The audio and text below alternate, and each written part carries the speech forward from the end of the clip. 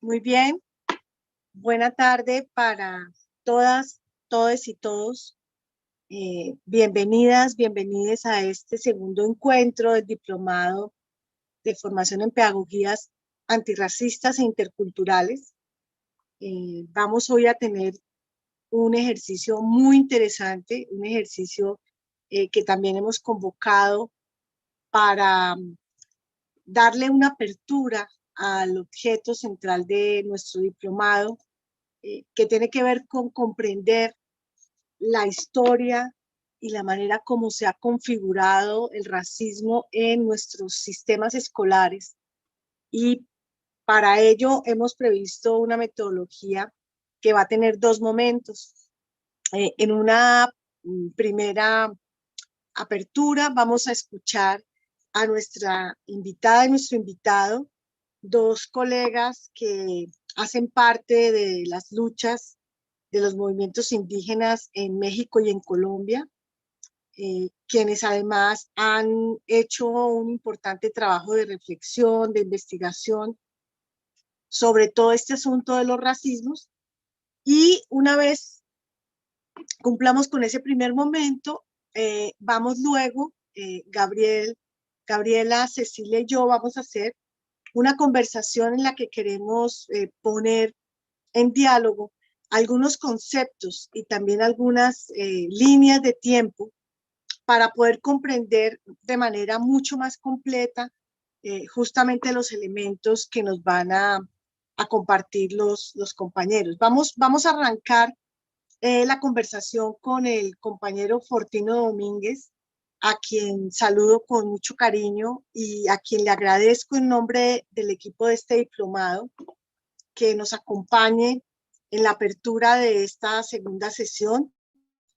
Fortino es un zoque urbano, historiador, antropólogo, comunicador y creador visual. Es doctor en antropología y profesor en el Departamento de Historia de la Universidad de Guadalajara.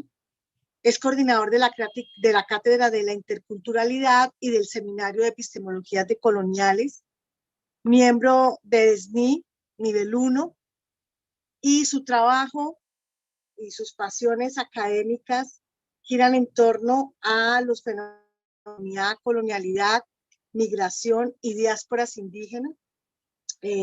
Fortino nos ha aportado un concepto muy poderoso que es justamente el de la diáspora zoque, con lo cual ya nos vamos haciendo una idea de la conversación que nos va a traer. Y además también ha sido profesor invitado, conferencista en distintos países. Recientemente estuvo aquí en Colombia acompañándonos en un ejercicio de intercambio intercultural, recorriendo algunos territorios. Así que, Fortino, bienvenido a nuestro diplomado, bienvenido a este espacio. Y primero que todo, muchísimas gracias por aceptar esta invitación. Muchísimas gracias por hacerte parte de esta apuesta en la que hemos invertido nuestro interés, nuestro afecto y nuestras causas académicas con un grupo de compañeras y compañeros de todo el continente, especialmente de México y de Colombia, de personas que vienen de trayectorias distintas y que están aquí para que conversemos. Así que bueno, vamos a iniciar esta conversación mientras tenemos noticias de la compañera Luz Daria Aranda, con un elemento que es fundamental, que es la experiencia personal. Entonces, tú eres producto de la experiencia formativa en la cultura de tu pueblo, Zoque, y por supuesto en el núcleo de tu familia, pero también pasaste por la larga experiencia del sistema escolar, en este caso el sistema escolar mexicano. Y entonces yo quiero proponerte que arranquemos esta conversación con la pregunta de cómo recuerdas tú, que además estás muy joven, o sea que son recuerdos que no son tan atrás. ¿Cómo recuerdas tú el tratamiento que le daban a niñas y niños indígenas en la escuela, cuando tú eras chico y tenías que a transitar por esa experiencia de escolarización, siendo miembro de una familia, con una crianza como la que te dieron. ¿Cómo recuerdas tú esa escuela y la presencia y el tratamiento hacia otros y otras niñas y niños indígenas?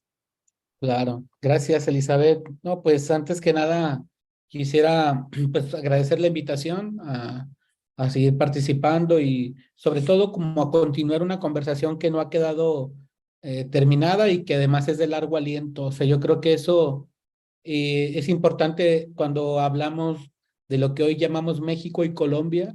Yo creo que, o sea, las historias de estos territorios tienen muchas cosas en común, ¿no? Más allá de lo que tal vez los últimos 50 años han reforzado a través de economías ilegales, etcétera. También hay todo el asunto de las luchas indígenas. Entonces yo creo que hay muchas cosas en común, vamos. Entonces, para nosotros ir al sur también ha sido una oportunidad como para mirar a través de sus ojos y como entender cómo ellos están respondiendo a algunas preguntas que tal vez son similares a las nuestras. Entonces, en ese sentido, o sea, estar en estos espacios no solamente es un valor académico, o sea, sino hay un valor, que tiene que ver con un proyecto mucho más grande, pues, ¿no?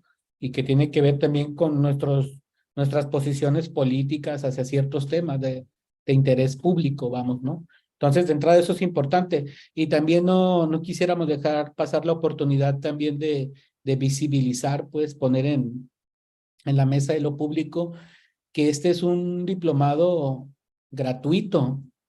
O sea, y eso no puede, ya eso es un motivo de algo que tenemos que seguir defendiendo, pero también, ¿por qué tendríamos que estar reivindicando esto de lo público? O porque también hay que darnos cuenta que, y eso es ya una primera crítica que podemos hacer también a un cierto sistema de educación, a ciertos individuos, etcétera, que también han empezado a generar diplomados como pues como si fuera una gran tienda de las ideas, pues, ¿no? Un mercado de ideas.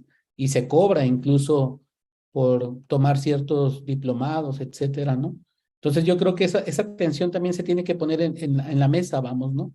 Entonces que estemos acá con gente que está comprometida, que no tenga intereses en esos términos económicos, pues obviamente hace más fuerte este vínculo, ¿no? Entonces, de entrada eso lo queríamos como poner ahí, ¿no?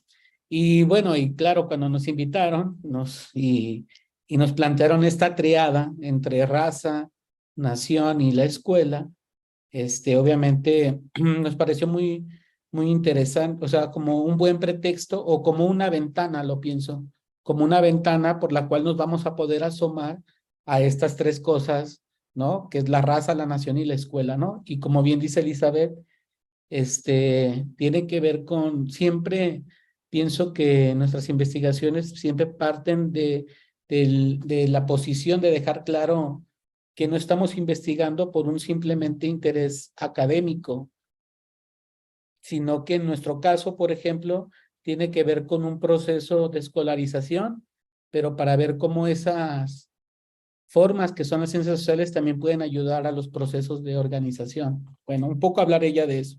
Bueno, para poder aterrizar y empezar sobre todo con lo que dice Elizabeth, cómo se vive, cada quien habla de la feria como le van los caballitos, ¿no? Entonces, primero quisiera yo dejar en claro, yo soy Zoque de Chiapas, pero nosotros estamos marcados por la experiencia del desplazamiento territorial. En marzo de 1982 hace erupción el volcán Chichonal. Más de 35,000 familias son afectadas, se hablan más de 2,000 muertos, o sea, un escenario complicado. Eso nos va, en nuestro caso, como damnificados, o en el hecho de que tengamos que o sea, ser desplazados o migrantes indígenas a la ciudad de Guadalajara, una ciudad que para el caso mexicano y sobre todo en el siglo XX va a tener una importancia muy importante en términos ideológicos, ya que es la que va a nutrir de contenido esta visión sumamente estereotipada del mexicano verdadero, ¿no?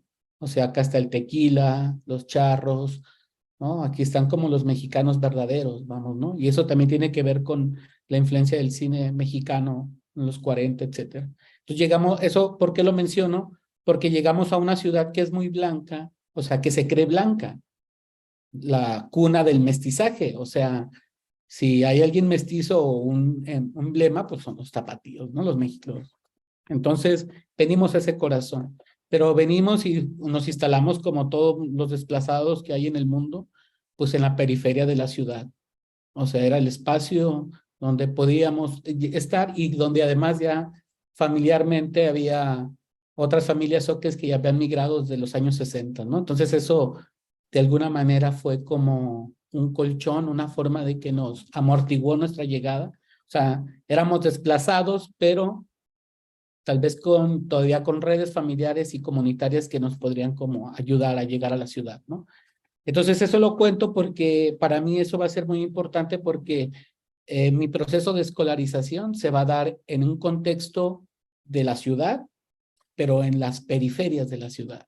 O sea, lo que va a ser el kinder, la primaria, la secundaria, la prepa.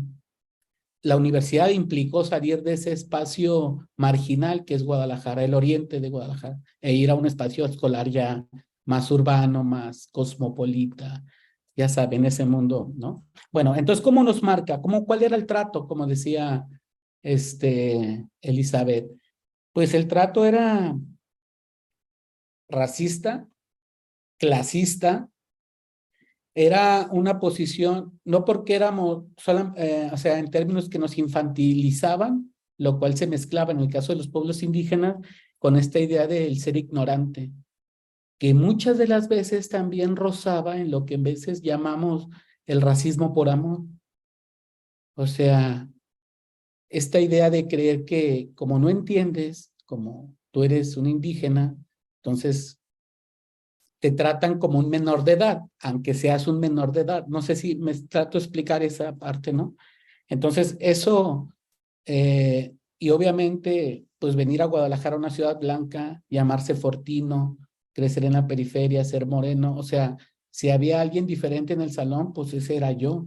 O sea, y eso, entonces, la escuela para mí fue un laboratorio de entender cómo los mecanismos de racismo operan, o sea, en los chistes, las carrillas, los contraejemplos que ponen los maestros en términos didácticos, etcétera. O sea, eso, y al mismo tiempo era clasista también, porque muchos de los profesores que iban no solo no eran del contexto en el cual nosotros vivíamos, en un barrio marginal del Oriente, sino que no tenían ni siquiera interés de entender qué pasaba con las dinámicas familiares, por ejemplo.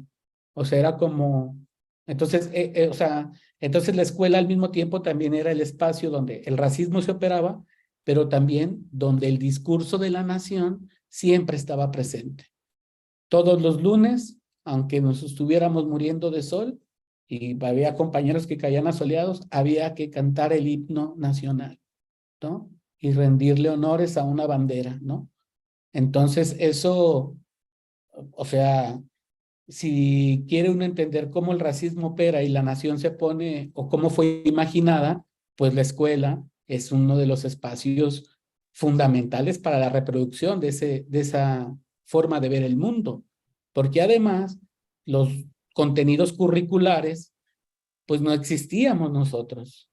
El ejemplo que siempre pongo es que en términos de, siempre nos explicaron la historia lineal, ¿no? Y pareciera que todo empezó en 1492, etcétera, ¿no? Y nos decían que la Grecia antigua y entonces uno trataba de vincular siempre sus orígenes con Grecia y pues por más que uno hacía ecuaciones, no había manera de llegar porque esa no es nuestra historia, no es nuestra genealogía.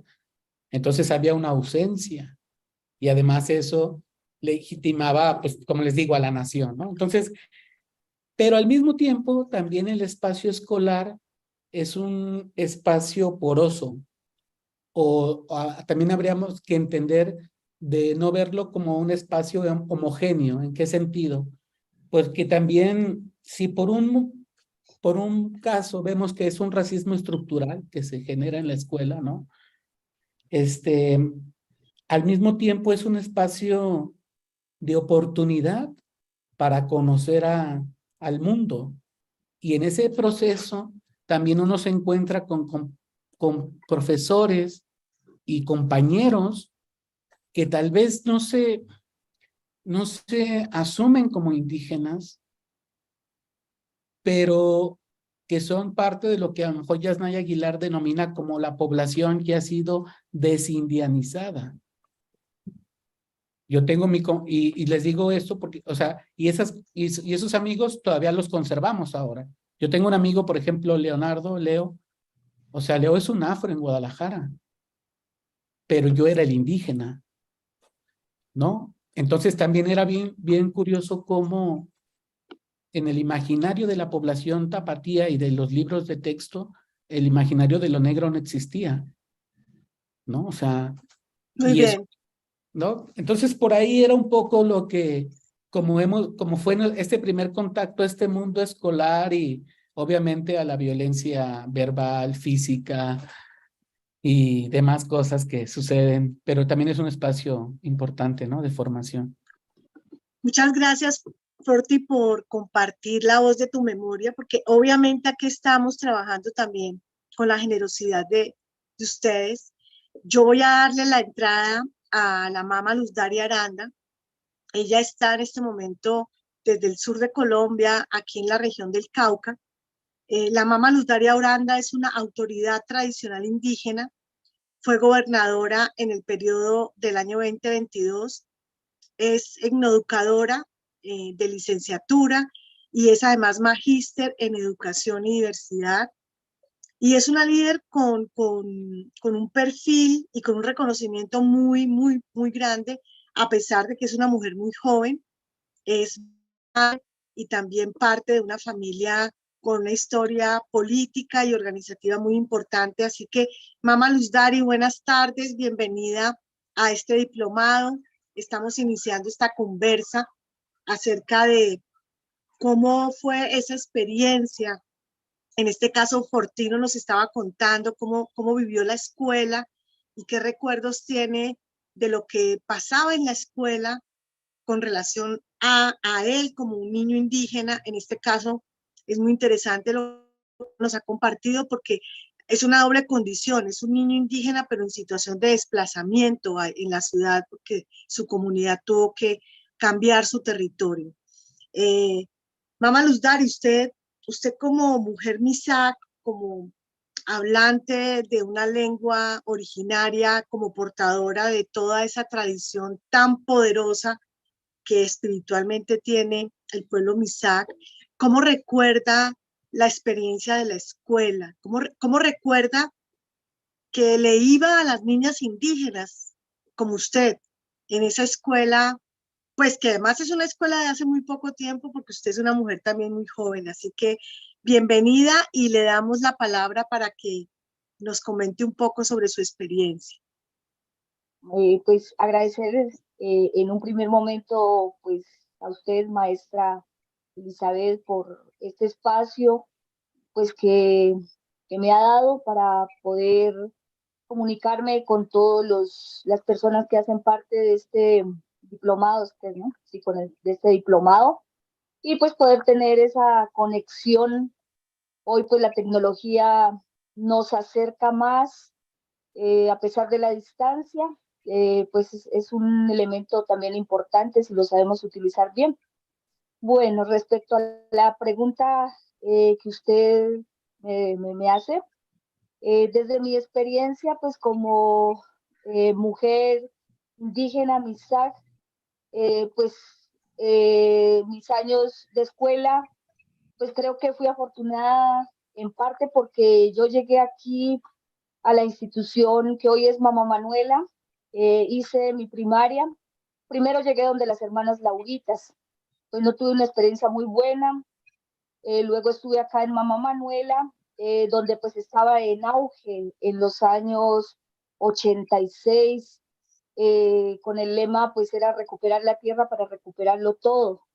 Y pues en ese momento pues fue una experiencia muy importante para mí, pues que hizo que me apropiara de lo que soy yo, de mis raíces, de mi cultura, y de alguna manera pues defender este proceso, esta lucha de querer seguir reexistiendo en el tiempo y en el espacio. Ya de pronto en la experiencia de la secundaria, que fue como irme fuera del territorio, estar en otro espacio, pues ahí sí sentí un poco la diferencia, porque pues mis compañeras eran más como de la parte urbana, y pues sí uno sentía como ese rechazo, ¿no? De parte de aquí en el municipio de Silvia, a pesar de que estamos tan cerca, a pesar de que ellos hemos vivido como en ese, ¿qué será? En ese compartir de necesidades, porque ellos, al igual que nosotros, pues hemos tenido necesidades en cuestión de alimentación, ellos subían a intercambiar productos, y los abuelos pues vivieron como muy en mucha, como en ese compartir con ellos, pero ya la nueva generación, pues uno mira que hay como esa resistencia, ¿no? A que, bueno, las indias, a veces pueblo, a la salida vivía una familia, pues que nos decían invasoras, invasores, indias, bueno, como ese proceso. Y sí, uno siente como esa descompensación después de vivir un proceso interno sí, de todo ese proceso de lucha y salir uno como a otro contexto, pues para mí fue una experiencia pues complicada, y de la cual pues también había que resistir, y pues demostrar que uno también podía, de que uno también tenía pues, las mismas capacidades, de que uno también podía responder, y también creo que ha sido un momento en que uno también como que dice, bueno, al fin, ¿cómo es mi identidad? Estoy acá, y como que se deja uno llevar de las cosas eh, sí, como de la urbana, el uniforme, era un hotel, era una institución dirigida por las hermanas franciscanas, pues donde nos llevaban a misa, donde nos inculcaban mucho, pues sí, el rezar, incluso lo de las vocaciones. Entonces, eso fue como sí, algo que de pronto sí, eh, pues fue algo nuevo para uno, como salirse del contexto del territorio de uno, eh, y uno pues ante lo nuevo, pues como que uno está como una esponja, ¿no? Uno empieza como ¿qué será? Adquirir valores o cosas también de fuera, ¿no? Eso fue como ese proceso dentro de esta institución, adquirí muchos de afuera, poder, pues de alguna manera pude defenderme en este espacio, eh, pues no estar en los puestos número uno de la institución, pero pues mínimamente estar al nivel. Nunca perdí ningún año escolar en esta institución, y sí, y sí sentía que ese rechazo por muchas de mis compañeras que de pronto no dominaban bien el español, ellas pues no se comunicaban bien, ellas eran muy tímidas, y cuando nos tocaba exponer, entonces nadie se quería hacer con nosotros. Sí, como esa situación, como que aislándonos. Entonces, pero igual siempre hemos estado, y por eso muchas compañeras, yo creo que hubo deserción, hubo compañeras que perdían el año, perdían mucho, no, eh, porque sí, no había como esa interacción, no entendían, o de pronto no teníamos la facilidad que tenían ellas en el pueblo. Y pues, por ejemplo, a mí me tocaba caminar, entonces me desplazaba el territorio a pie, en la mañana igual, en el tiempo no había tanto carro, pero tocaba madrugar bastante para poder llegar al pueblo. Sí, eso sería como... Muy bien, yo voy a aprovechar la entrada que nos hace la mama Luz Dari. Les cuento, compas, que en este territorio a las autoridades, como Luz Dari se le dice mama, y a las autoridades masculinas tata, aunque Luz Dari es una mujer muy joven, ya tiene ese estatus de autoridad. Y ella se menciona algo muy importante, y es que pudo formarse en la etapa inicial dentro de la educación propia, que es parte de la lucha que el pueblo Misak inició a mediados del siglo XX. Entonces, Luz Dari, yo creo que valdría la pena que le contáramos a las compañeras y los compañeros por qué para el pueblo Misak la lucha por una escuela propia es tan importante, y eso, ¿cómo lo ven ustedes con relación al tema de la identidad, del amor propio, de eso que nos acaba de comentar, de poder estar preparadas para enfrentarse a esa sociedad, pues que ha escrito además de manera tan interesante? Sí, bueno, pues para nosotros, pues como pueblo Misagi, y pues por eso yo agradezco mucho nosotros decimos a los shures, a las shuras, a los mayores que pues de alguna manera dejaron el camino trazado, pues donde nos decían que despertar la memoria, haber podido despertar, haber podido conocer la historia y saber que nosotros pues existimos estas tierras y que fueron usurpadas y que de alguna manera nos arrinconaron en estas montañas, pues fue algo muy importante para nuestro pueblo, pues que de tal manera se despierta e inicia ese proceso de recuperación de la tierra. Y esto ha sido pues acompañado de otros pueblos indígenas, porque creo que se buscó alianzas, no solo de los pueblos indígenas, también de los solidarios que hicieron parte, maestros de universidades que también, pues desde el conocer de ellos a nivel que será más de fuera, en ese contacto, en ese tejer de las relaciones, pues pudimos construir esa memoria, reconstruir esa memoria, y se inicia a partir de la recuperación de las tierras, del territorio. Por eso dice recuperar la tierra para recuperarlo todo. Y a partir de ahí se inicia pues toda la recuperación del proceso social, que implica pues en un primer momento la educación, la salud, la justicia, el mismo territorio, y es así que se empieza a fortalecer. Y pues no simplemente hubo acciones muy claras como tener el equipo de investigación y de lingüístico, que aportó mucho en este proceso, porque de alguna manera pues a nosotros nos querían desconocer, nos decían que nosotros éramos traídos del Perú o de otros países y que no éramos de estos lugares, para no hacernos el reconocimiento territorial, para irnos quitando poco a poco pues el territorio. Y eso implicó pues haber trabajado con las universidades, la Universidad Nacional, hubo apoyos desde los antropólogos, tocó hacer una investigación de carbono 14 para poder hallar que nuestras raíces eran de aquí, y se confirmó que era de aquí.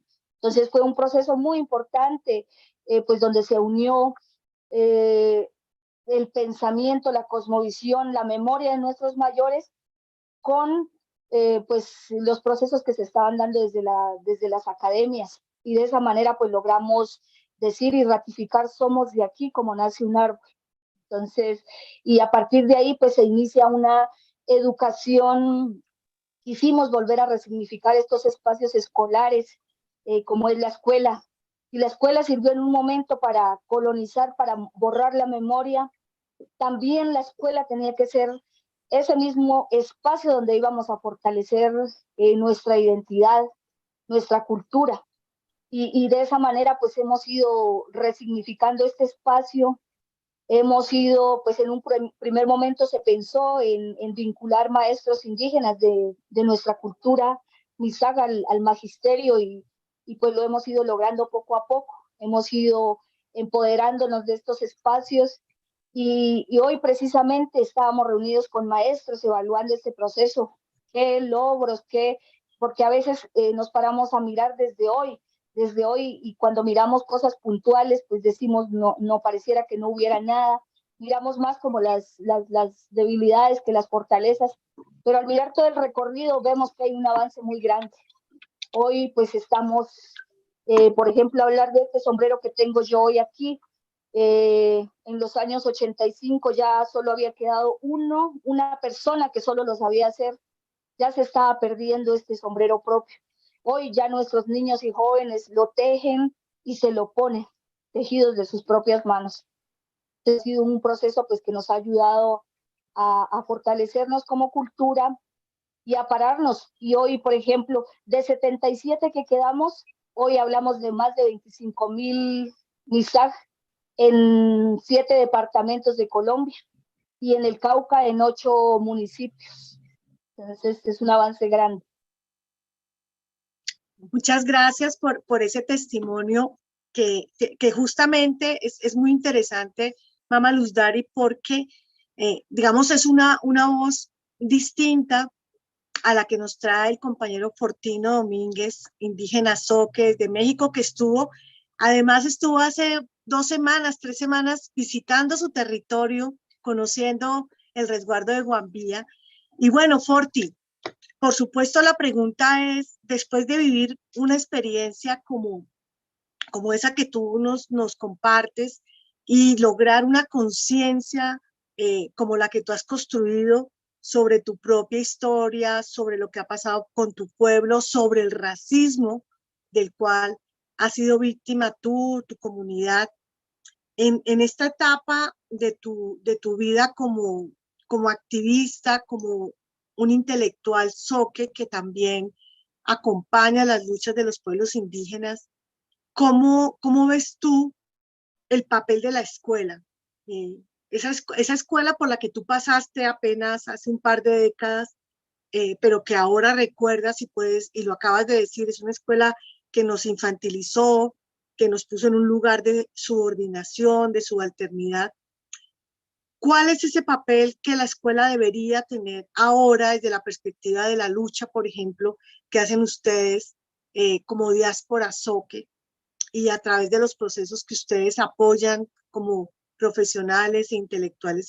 Bueno, un poco, tal vez primero quisiera como poner un pequeño elemento de contexto que sin saberlo después nos dio como un horizonte para caminar en lo que ahora es esto que llaman la academia, ¿no? Yo, o sea, yo empecé a estar en la universidad en el año del 2000, pero en 2003 de alguna forma yo conozco al Congreso Nacional Indígena, al CNI, que es una de las organizaciones pues, más potentes en México, ¿no? Y que nosotros de alguna forma ya habíamos visto a través de los medios de comunicación como en 2001, tanto el STLN como el CNI habían apostado para que el Estado hubiera una reforma constitucional donde se reconociera la autonomía de los pueblos, ¿no? Entonces, eso no sucedió. En 2003 es justo cuando los zapatistas plantean la idea de hacer la autonomía por la vía de los hechos. O sea, ya no se le va a pedir permiso al gobierno y es por la libre, ¿no? En ese año yo conozco al CNI, etcétera, y eso genera un impacto muy importante en mí. Yo termino la licenciatura en Historia en 2006 y en 2007 inicia un proceso organizativo al interior de las familias zoques asentadas en Guadalajara. Actualmente hay 54 familias, ¿no? Pero eso en gran parte es porque nosotros tiempo atrás ya habíamos visto cuál era el trabajo que como Congreso Nacional Indígena se hacía en las comunidades, etcétera, ¿no? Entonces nosotros tratando de replicar eso, pues lo que hicimos fue como visitar a las familias, etcétera. Entonces ahí surgió una necesidad muy concreta que tenía que ver con que era necesario construir la historia de cómo es que llegamos a la ciudad. Entonces me toca, bueno, en una de las reuniones alguien plantea que ese trabajo lo puede hacer Fortino porque a ese le gusta el papel, ese es el que anda en esas cosas, pues de ahí que anda investigando que quiénes son los zoques, que la historia, haciendo entrevistas, o sea, que lo haga, ¿no? Entonces eso para mí fue primero entender que eso fue como un cargo comunitario, ¿no? Y eso o sea, la reconstrucción de la historia Zoque no partió de un interés meramente individual o meramente académico, no es porque leía Lourdes Arizpe que dije, ¿no? Sino fue un proceso que tiene sus raíces, decimos nosotros, en este proceso de acercamiento al movimiento indígena nacional. Entonces, eso pasa a final de 2007 y en 2008 surge la convocatoria del CIESAS Occidente para la maestría en antropología social, que a diferencia de hoy, por ejemplo, bueno, ya no existe esa maestría, la cerraron, pero en ese entonces contaba con beca. Incluso ahora hay una grave crisis en el país donde varios posgrados ya no tienen beca por parte del Estado. Entonces, bueno, uno sabía que si era aceptado en esa maestría, ibas a tener beca con así en ese entonces, ¿no? Entonces, ahí es donde nosotros miramos esta cosa del pretexto. Nosotros empezamos a mirar a la academia como un pretexto para poder hacer el cargo comunitario. En este caso, ir a plantear la investigación de la historia Zoque, lo cual estuvieron muy de acuerdo, pero luego también se generó toda una tensión porque al hacerle el estado de la cuestión nos damos cuenta que los antropólogos con los que yo voy a estudiar, y es parte de lo que digo en el texto y luego en el libro, es que generaron una imagen, una representación permitida del indígena en la ciudad de Guadalajara, ¿no? Y entonces decirle eso a tus profes, pues era, y además como estudiante de maestría, y además, o sea, no hay que olvidar que la academia, aún así, digamos que somos buena onda, etcétera, está jerarquizada. O sea, y el espacio escolar es un espacio de poder, ¿no? Y entonces, imagínense decirle eso en veces al Doga Alonso, a Guillermo de la Peña, o sea, eso era conflictivo en sí mismo. Bueno, eso lo decimos ¿por qué? Porque sin saberlo nos empezamos a dar cuenta que ese pretexto lo podíamos, o sea, se hizo la tesis, se sacó el libro, etcétera, reconstruimos la historia, y en el doctorado lo que hice simplemente fue como extender la investigación con los zoques que están en Boston, en Estados Unidos, ¿no? El doctorado fue otro pretexto para ir a Estados Unidos, primero conseguir una visa, ¿no? Porque, o sea, eso ¿no? Entonces, ir y aplicar de alguna manera el mismo método que habíamos hecho con las familias en Guadalajara, o sea, visitarlas, explicarles, porque además esto estaba conectado con gente de mi pueblo que también se escolarizó, de mi misma generación, pues, poetas, historiadores, y nos juntábamos en el centro de lengua, etcétera, ¿no? Eso. Entonces empezó como cada vez a crecer ese pretexto. Pero también en 2008, cuando les digo, empieza todo esto en 2007 aquí en Guadalajara, en 2008 entra la maestría, también es el año en que inauguramos y hacemos por primera vez la Cátedra de la Interculturalidad y el Seminario de Epistemologías Decoloniales. O sea, hace 15 años, ¿no? Entonces nosotros decíamos, ¿para qué queremos hacer esto?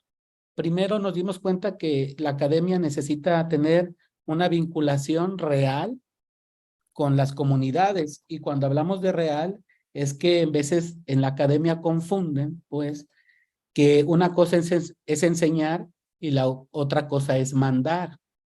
Hay veces que se nublan, pues ahí, o creen que el proceso de aprender es un proceso de obedecer. Y también eso como que no, a veces no checa y pues, ¿no? Entonces decíamos, ¿cómo entonces tenemos una vinculación real? ¿Cómo producimos conocimiento que sea como pertinente para lo que estamos viviendo? O sea, ya estamos reconstruyendo nuestras historias, nuestras voces, y entonces nos empezamos a dar cuenta que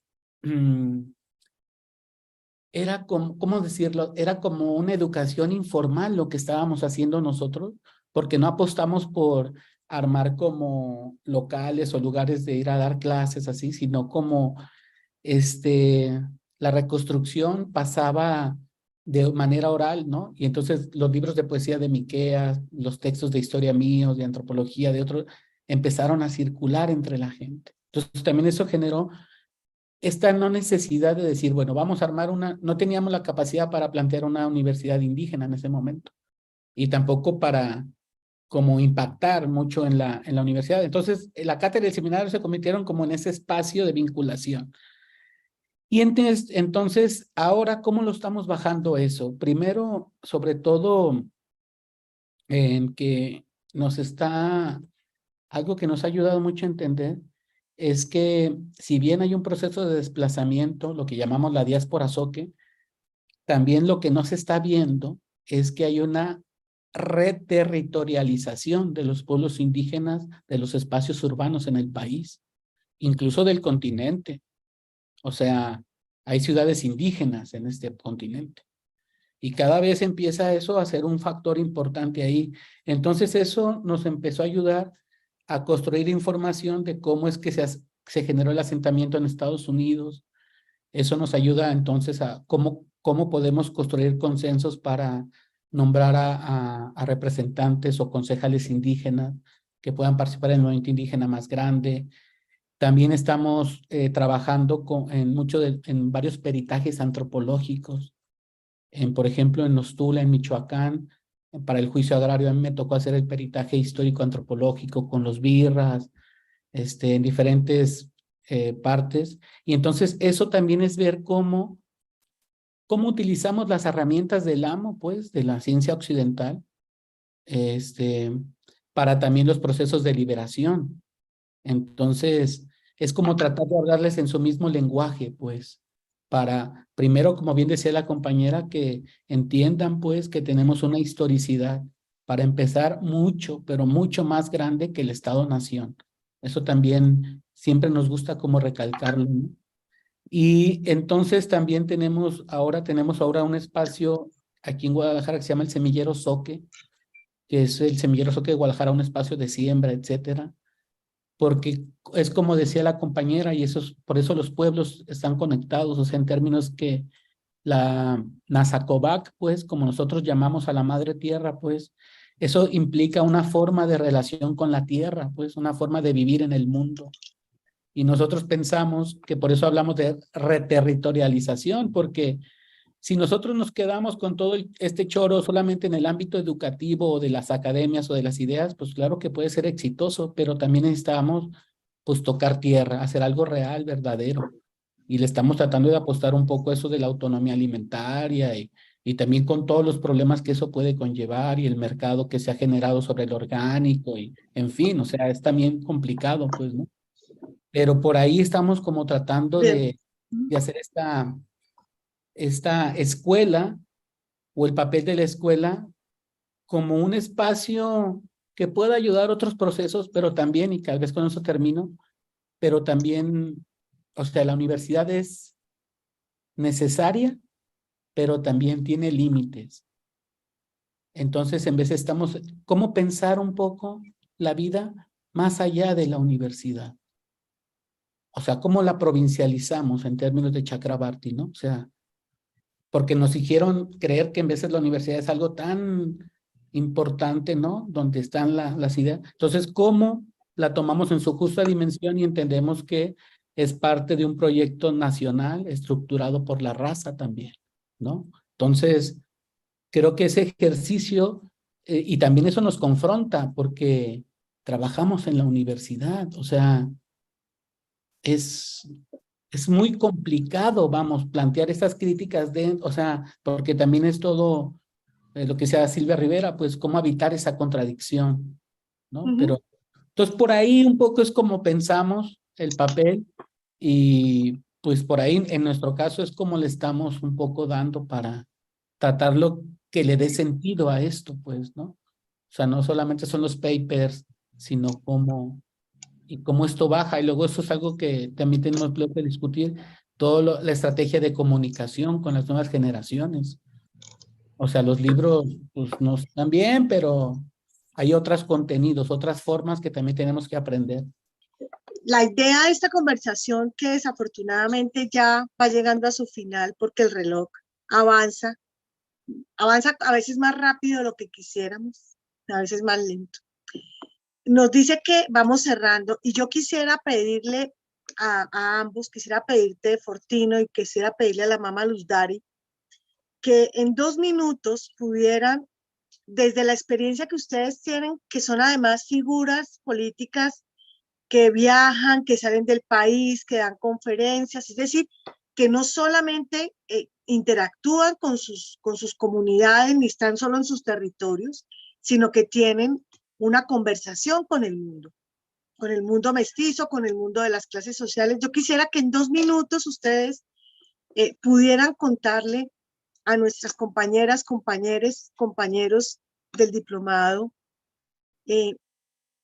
cómo perciben el racismo que se vive hoy en una ciudad como Guadalajara y en una región como el Cauca, además, tan marcada por movimientos sociales.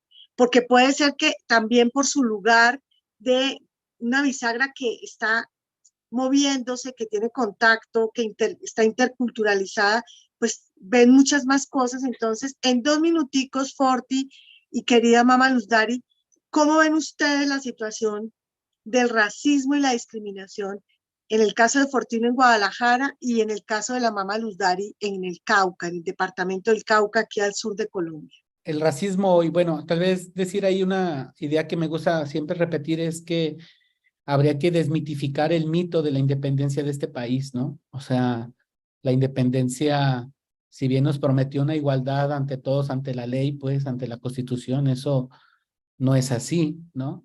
Y para eso basta ir a una institución, ya sea escolar o de atención médica, etcétera, para darse cuenta cómo se reproduce, cómo el color de la piel, el fenotipo, etcétera, siguen siendo categorías coloniales que se siguen reproduciendo en el México independiente y que incluso se están renovando. Incluso ahora ya hasta se han generado todos esos fenómenos también de vivir de lo indígena, pues también, ¿no? O sea, en términos de que el racismo hoy también se vive en el caso Tapatío, Guadalajara en especial. Hay como una clausura de hablar del racismo. ¿En qué sentido? En que desde hace una década se habla toda la presencia indígena urbana, los indígenas urbanos, ciertos actores. Por primera vez una mujer indígena está en la Comisión Estatal Indígena. Hay varios actores, pues. Y entonces da la idea como que ya se cumplió. Ya, como ya existen compañeros o compañeras indígenas en algunos puestos del Estado, entonces pareciera que, y además en este discurso sumamente lineal, racista, de que estamos en la 4T, pues, de seguir reproduciendo esta historia lineal, pues pareciera entonces que en el caso Tapatío, o sea, ya, o sea, como hablar de racismo es como, o sea, ¿de qué nos quieres hablar si ya, o sea, como ya les respondimos sus demandas, además ya les dimos educación, vean, hasta se escolarizaron y ahora ya hasta pueden tener puestos en el gobierno. Entonces, por un lado es ese asunto. Por otro lado está pues la guerra continua, que no solamente ya pasa por la cuestión con los indígenas, en el caso de Jalisco. Aquí está el municipio de Tlajomulco con el mayor número de fosas clandestinas, hay miles de feminicidios, todos los días hay asesinatos. Para nosotros que venimos de un barrio y seguimos, mis papás viven ahí, tenemos a nuestros amigos, o sea, ayer mismo nos contaban cómo a unos chicos de 15, 16 años, 8 tipos de la plaza llegaron a golpearlos en la mera esquina porque no quieren que se junten ahí. O sea, esto está, y además las categorías de raza siguen operando. Entonces, también incluso hasta en el crimen organizado, toda la gente que está trabajando, también los fenotipos importan. O sea, quiénes son los que están halconeando, quiénes son los que pueden manejar autos, en fin. Y obviamente hay un trato sobre las personas dependiendo su fenotipo, por ejemplo. O sea, hay una guerra brutal. Entonces, eso, pues, como les digo, se ha acrecentado, pero al mismo tiempo es lo que pasa ahora, y además ahora en este periodo electoral, pues que se hace creer también que el racismo en México ha ganado de alguna forma porque nos ha hecho como, nos ha sometido a la imaginación solamente del Estado-Nación como una forma de resolver los problemas. Y entonces nosotros decimos que cada 6 años el racismo se monta en un circo llamado el proceso electoral, ¿no? Y uno lo puede ver aquí con el MC como incluso en su propaganda, etcétera, incluyen logos indígenas o bordados, etcétera, pero eso solamente es una etnicidad funcional. Y también contra eso ahora tenemos que también empezar a manifestarnos, a decirlo.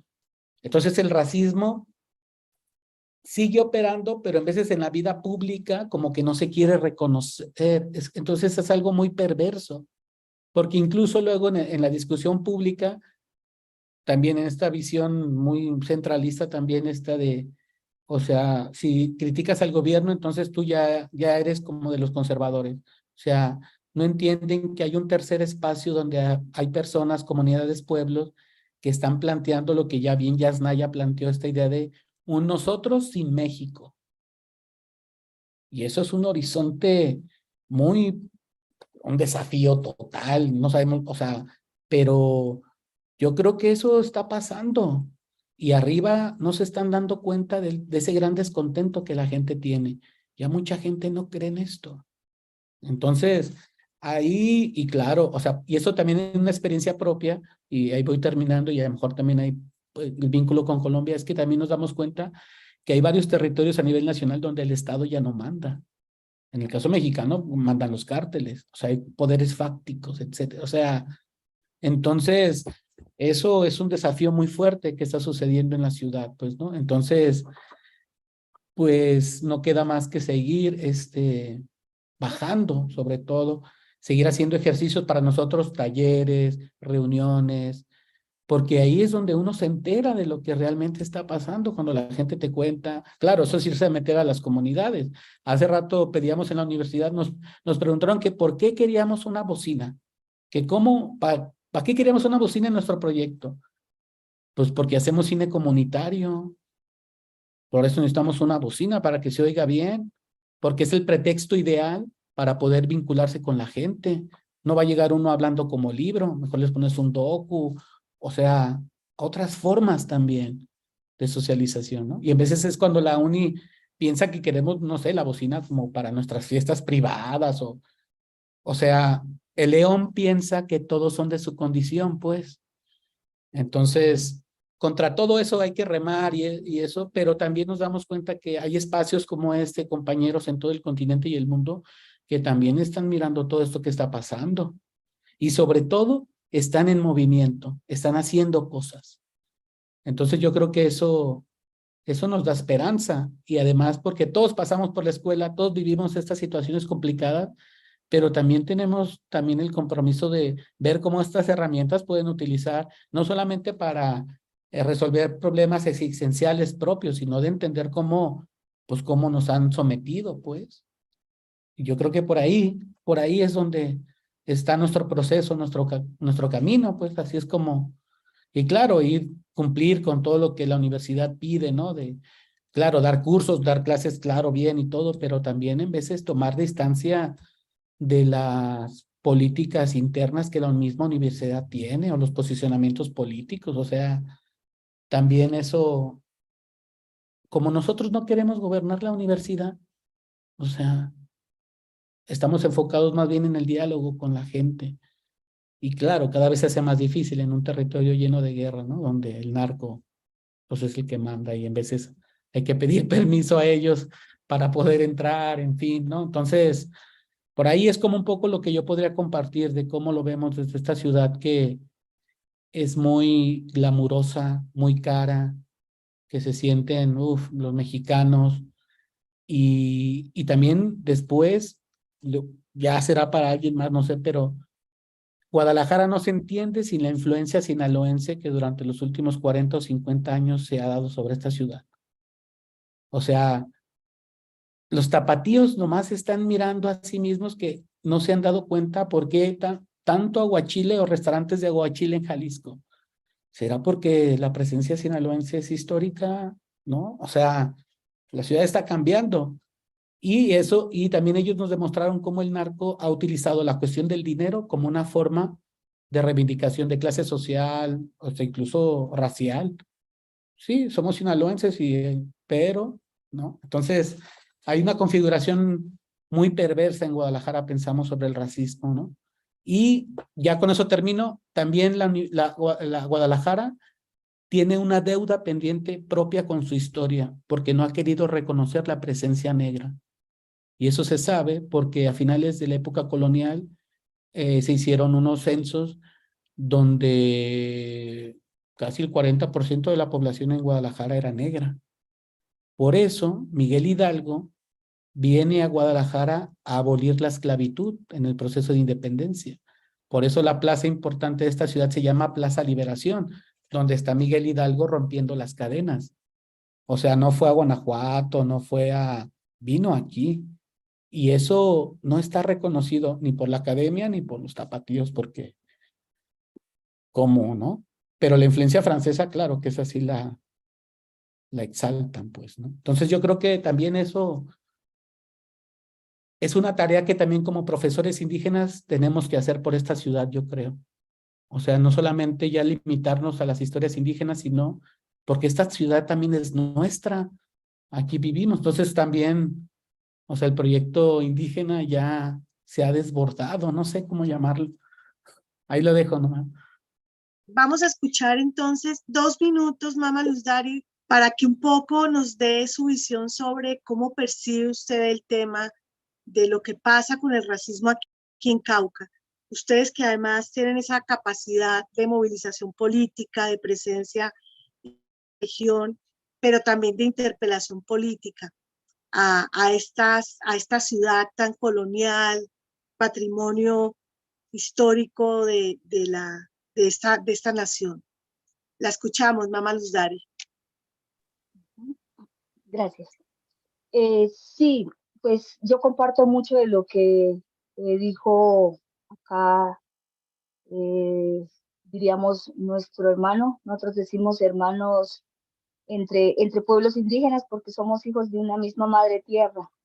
Entonces, yo creo que pues aún se mantiene esa matriz colonizadora vigente y eso lo pudimos pues mirar con el estallido social del 2021, donde pues de alguna manera surgieron pues todo esto que ha marcado nuestro proceso histórico, donde pues nos han clasificado de manera deshumanizante como razas y, y que de alguna manera está vigente. Hoy lo podemos apreciar con nuestra vicepresidenta Francia Márquez, como ante los ojos pues de la población donde aún se mantiene ese pensamiento, pues surge y más aún aquí en el Cauca, a pesar de que los procesos de lucha han iniciado aquí en el Cauca y ha sido fuerte la resistencia indígena, pues también está fuerte el otro pensamiento y por eso aún lo podemos pues apreciar en la Ciudad Blanca y cómo también, cómo dolió la tumbada de las estatuas y cómo ha dolido, cómo lo han vuelto a restaurar, por ejemplo, en Cali, volver a levantarla como diciendo, no, aquí seguimos y aquí también vamos, como ese otro pensamiento también estamos aquí presentes, prácticamente eso es lo que entendemos o es lo que leemos de lo que se hizo en Cali. Igual aquí ha sido complicado en Popayán. Hemos querido pues como construir que haya al menos ese reconocimiento, esa deuda histórica que tiene de reconocer que nosotros también hicimos historia en estos valles de Pubén, pero no han querido reconocer y pues eso sigue vigente y como lo dijo nuestro hermano, es cómo poder empezar a escucharnos. Me pareció importante decir que el oírnos es en que todavía por allá también están resistiendo, por aquí también, y hay procesos, y de que nos empecemos a empoderar de estos procesos desde lo universitario, desde lo educativo, pues también vamos a ir cambiando esa raíz del conocimiento y en la medida de que en Colombia no haya un reconocimiento a todas estas raíces culturales que tenemos como pueblos, pues no habrá una verdadera educación descolonizante o una educación donde digamos que nos sintamos y nos sentimos identificados. Y creo que esa es la gran lucha que estamos dando también desde la CONCEPI, con el CEIB, de que ese sistema educativo propio sea para seguir fortaleciéndonos como pueblos. Gracias. Mama Luz Dari, muchísimas gracias por la palabra. Igual para el compañero Fortino, muchas gracias por esa experiencia que nos comparten, cargada de memoria, de emoción y de sabiduría. Vamos a dar paso a la segunda parte de esta sesión y lo que queremos proponer, Mama Luz Dari y compañero Fortino, es justamente retomar algo que ustedes han dicho, y es la importancia de la memoria y también, por supuesto, de la historia, pero la memoria entendida como esa, digamos, ese ámbito que no está colonizado. Y queremos, a propósito de esta conversación, queremos traer aquí la voz de una de las grandes poetas del siglo XX, una mujer peruana, hija de un gran intelectual y poeta afroperuano, el maestro Nicomedes Santa Cruz, que hizo una gesta formidable junto con Manuel Zapata Olivella en Colombia y con otros actores del movimiento negro de Brasil, para reivindicar en los años 70, muy tempranamente, y también en consonancia con las luchas afroamericanas, el problema de los racismos de nuestros países. Así que Victoria Santa Cruz llega a esta hora para traernos un poema que ella produjo con su memoria de una niña negra que era insultada en la calle bajo la categoría de gritarle negra, y ella hace de ese insulto una obra de arte maravillosa que ha sobrevivido al paso del tiempo.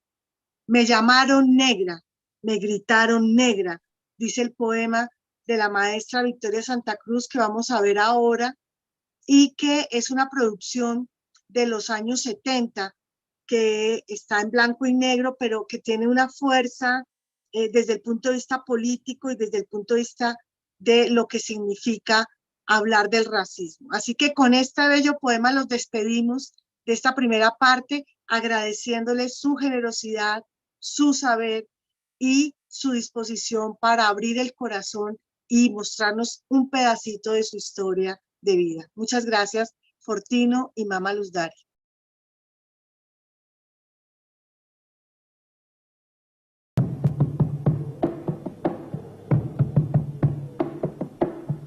Tenía 7 años apenas 7 años. ¿Qué 7 años? No llegaba a 5 siquiera.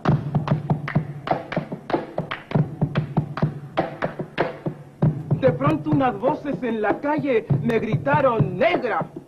¡Negra! ¡Negra! ¡Negra! ¡Negra! ¡Negra! ¡Negra! ¡Negra! ¿Soy acaso negra?, me dije. ¡Sí! ¿Qué cosa es ser negra? ¡Negra! Yo no sabía la triste verdad que aquello escondía. ¡Negra! Y me sentí negra. ¡Negra! Como ellos decían. ¡Negra! Y retrocedí. ¡Negra! Como ellos querían. ¡Negra! Yo odié mis cabellos y mis labios gruesos y miré apenada mi carne tostada y retrocedí. ¡Negra! Y retrocedí. ¡Negra! ¡Negra! ¡Negra! ¡Negra! ¡Negra! ¡Negra! ¡Negra! ¡Negra! ¡Negra! ¡Negra! ¡Negra! ¡Negra! ¡Negra! ¡Negra! ¡Negra! Y pasaba el tiempo y siempre amargada seguía llevando a mi espalda mi pesada carga. Y cómo pesaba.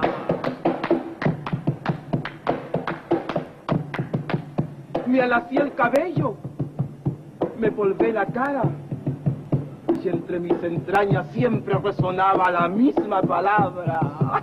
¡Negra! ¡Negra! ¡Negra! ¡Negra! ¡Negra! ¡Negra! ¡Negra! Hasta que un día que retrocedía y que iba a caer.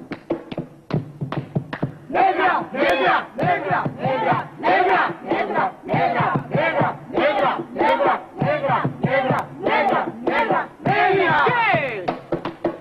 ¿Y qué? ¡Negra! ¡Sí! ¡Negra! ¡Soy! ¡Negra! ¡Negra soy! ¡Negra! ¡Sí! ¡Negra! ¡Soy! ¡Negra! ¡Negra soy! Yo y en adelante no quiero laciar mi cabello. ¡No quiero! Y voy a reírme de aquellos que por evitar, según ellos, que por evitarnos algún sinsabor llaman a los negros gente de color.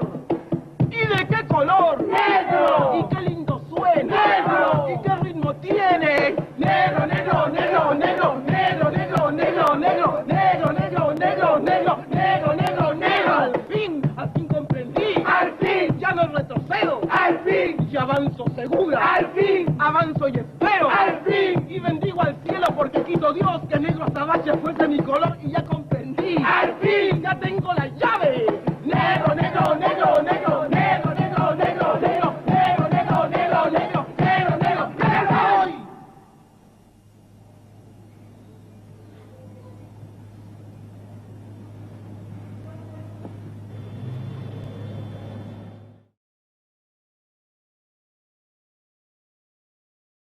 Educar para transformar.